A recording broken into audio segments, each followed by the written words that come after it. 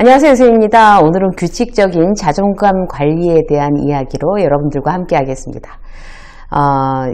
제가 이제 규칙적이라고 말씀드렸는데요. 자존감에 대한 영상은 제가 이렇게 꼬박꼬박 규칙적으로 올려요. 왜냐하면, 자존감은 꾸준히 관리를 해야 되는 분야이기 때문에 그렇습니다.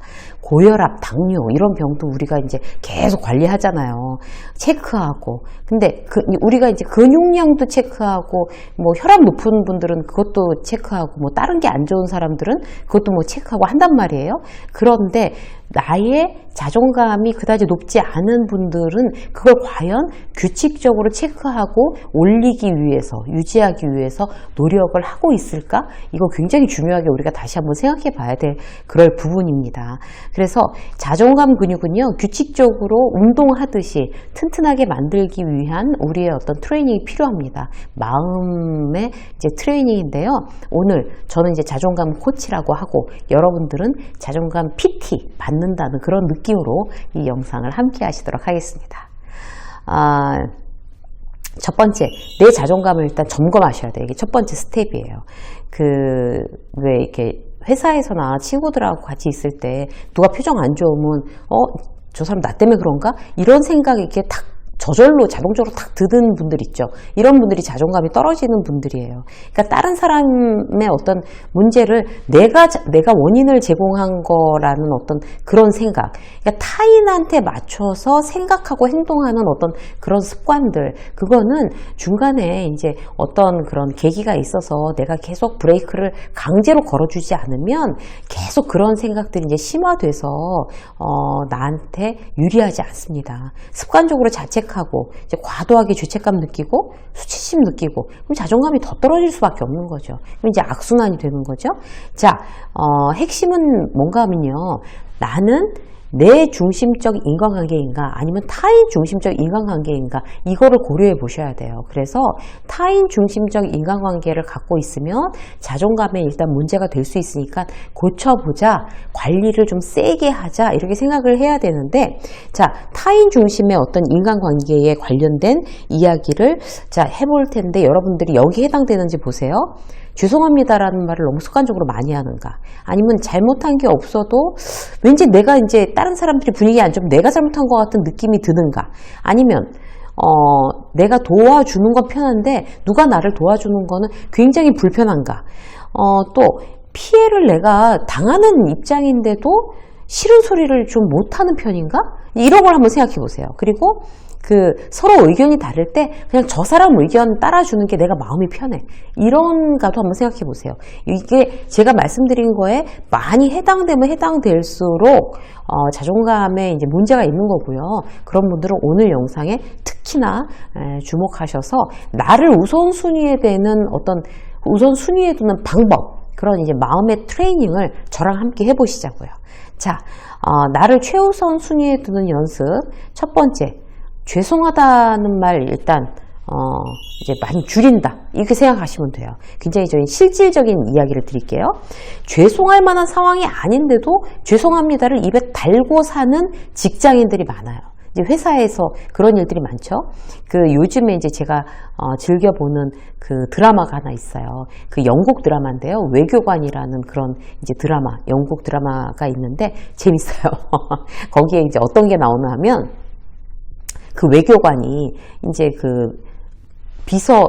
다른 비서한테 지금 외교관 당신한테 간 메일은 중간에서 비서가 필요 없는 건 빼고 이제 보내드립니다. 이런 얘기를 한 거예요. 잘못된 정보를 준 거죠. 그래가지고 열받은 거예요, 외교관이. 그래서 이제 주인공인 외교관이 비서한테 가서 내 메일 체크해서 필요 없는 거 빼세요?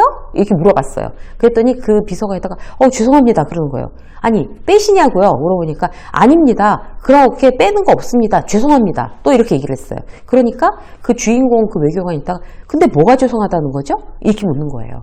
정말 제가 그거를 딱 보면서 이게 바로 문제구나. 이제 이런 생각을 했어요. 어떤 사람들은 직장에 다니면서 직장 상사가 뭔가 다그치면 무조건 죄송합니다부터 시작하는 그런 후배들, 이제 직원들이 많아요. 타인의 실수를 그래서 자기가 피해를 본 거잖아요. 외교관이 자기가 오해하고서 자기한테 물어본 건데 자기가 잘못한 것도 아닌데 자기한테서 원인을 외교관이 그렇게 오해를 하게 한 거 내가 잘못한 건가? 죄송합니다. 이렇게 되는 거죠. 정작 이제 비서는 상사의 오해를 자기의 탓인 양 그렇게 위축해서 죄송합니다 하는 거 이거 잘못됐다는 얘기예요. 그래서 생각해 보세요.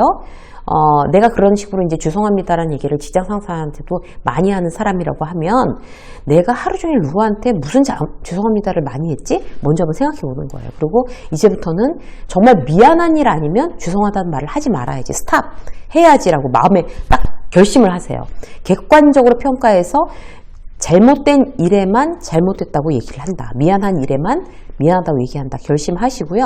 일단 어떤 상황이 벌어졌을 때 내가 또 죄송합니다라고 얘기할 대목에서 딱 일단 멈추는 거예요. 멈춰서 이거 진짜 미안한 일인지 생각해보고 진짜 미안한 일이면 진심을 다해서 미안하다고 얘기하고 그렇지 않으면 정말 그야말로 이렇게 딱 스탑! 이거 미안한 상황 아니고 나 또 습관 나온다. 멈추자. 이렇게 하셔야 되는 거죠.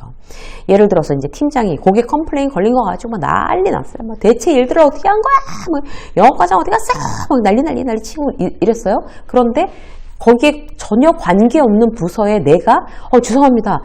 이렇게 시작하는 거죠. 지금 그 영업과장이 지금 저기 어디 회의하러 갔는데 연락해서 되도록 빨리 오라고 하겠습니다. 죄송합니다, 팀장님. 이 뒤에 있는 죄송합니다는 빠져야 되는 거죠. 영업과장이 지금 자리에 없는 게 내 잘못이 아니잖아요. 그죠? 그래서 이제 그렇게 죄송합니다라고 얘기하는 습관 없애기. 자기, 만약에 예를 들어서 이제 혼자 이제 그 팀장이 착각하고서 이제 오늘 2시까지 이거 하기로 보고서 내기로 했으면서 왜 지금 2시 반인데 아직 안 갖고 오냐고 막 길길이 화를 내요. 그러면은, 죄송합니다. 그게 내일 2시인데요. 팀장님, 이렇게 얘기하는 거. 죄송합니다. 빠져도 돼요. 팀장님, 어제, 지시하시기를, 오늘이 아닌 내일 2시에 이거 제출을 하라고 말씀하셨기 때문에 지금 준비 중입니다. 혹시 중간 과정이 궁금하시면 지금 중간 과정만 먼저 보고를 드릴까요? 이렇게 얘기를 하는 게 맞지. 뒤에 죄송합니다는 빠져도 된다는 얘기예요. 직장생활이나 사회생활 전반에 걸쳐서 굉장히 중요한 얘기입니다. 내가 쓸데없이 죄송합니다라고 얘기하고 있는지 체크해 보세요. 자, 두 번째는 뭔가 하면요. 내가 자존감이 아까 말씀드린 대로 그렇게 많이 이제 떨어져 있다라고 내 스스로 이제 체크해서 판단이 된다고 하면 일단 생각을 많이 하지 말자라고 결심하는 거 굉장히 중요해요. 사람은요, 긍정적인 마음보다 부정적인 감정을 더 잘 느끼도록 이제 우리의 마음 자체가 설계되어 있대요.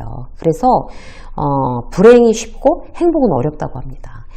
부정적 감정을 느끼지 않는 가장 좋은 방법은요, 최대한 생각을 짧게 하는 거예요.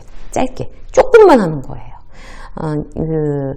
맨 처음에 이제 예를 들어서 이런 거예요.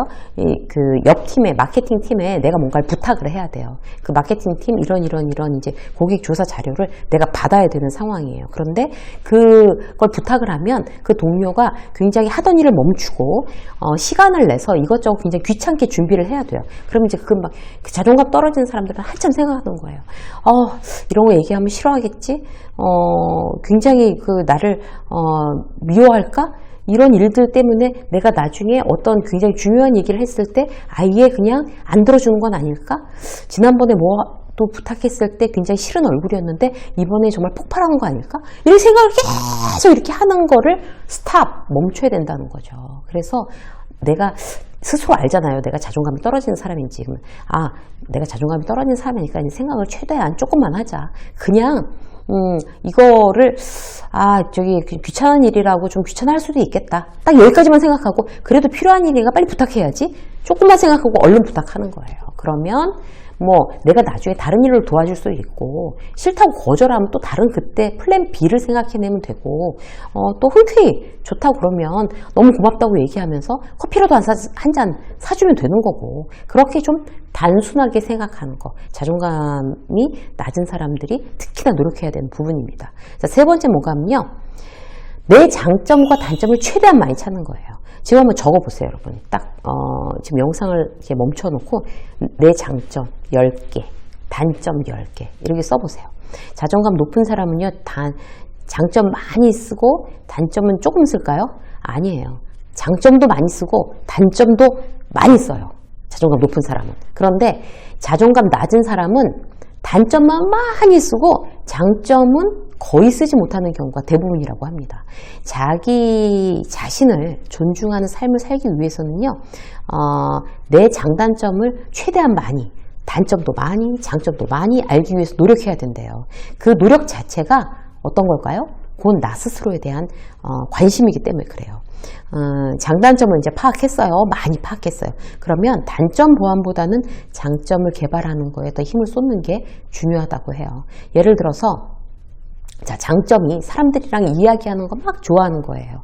뭔가 설득하는 거 좋아해요. 그러면 그렇게 누군가를 설득하고 말하는 방법, 사람들 많은 앞에서 얘기하고 뭐 말하고 이러는 거를 더 훈련하고 공부해서 그 장점을 살리는 게 훨씬 더 좋지. 그 자기의 단점을 보완하는데 에너지를 쏟는 것보다 그게 더 낫다는 거예요. 내 단점은 영어나 일어, 외국어가 전혀 안 되는 거예요. 그걸 보완하려고 지금부터 무슨 영어 공부를 시작할 거야.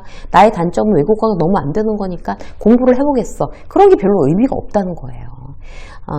내가 예를 들어서 단점이 사람들이랑 이제 어울리는 거 싫어해요. 힘들어해요. 혼자 있는 게 좋아요. 그럼 굳이 어울리려고 머리 지끈거리면서 노력하고 막 에너지 소모할 게 아니라 혼자 있는 게 좋으면 혼자서 잘할 수 있는 일 찾는 게 더 중요한 거죠. 뭐 번역 일을 나 혼자서 일하는 게 훨씬 더 사람들이랑 어울리지 않고 혼자 하는 거에 훨씬 능률이 오르니까 그럼 번역 일 같은 거 한번 공부해 봐야겠다. 그래서 이 사이드 잡을 이제 시작해 보는 거죠. 직장 다니면서도 나중에 이걸 주업으로 할 수 있지 않을까라고 생각해서 자기의 장점을 더 개발하는 거예요. 그리고 뭐 디자인, 나 그 디자인 하는 거 요새 뭐 이모티콘 만드는 걸로도 굉장히 성공하시는 분들 많더라고요. 뭐 디자인 하거나 자기의 장점에 집중해서 장점을 더욱더 경쟁력 있게 잘할 수 있도록 만드는 거, 이게 나의 자존감을 올리는데 훨씬 더 도움이 됩니다. 장점을 개발하다 보면 굉장히 희망적이 된대요. 자신감이 붙고 야, 이거 조금만 더 잘하면 나 완전 전문가 되겠는데? 이런 생각을 하는 게 나의 자존감을 점점 더 자존감 근육을 높일 수 있는 방법이기 때문에 그렇습니다. 이쌤의 직장 서울 여기까지 하겠습니다. 고맙습니다.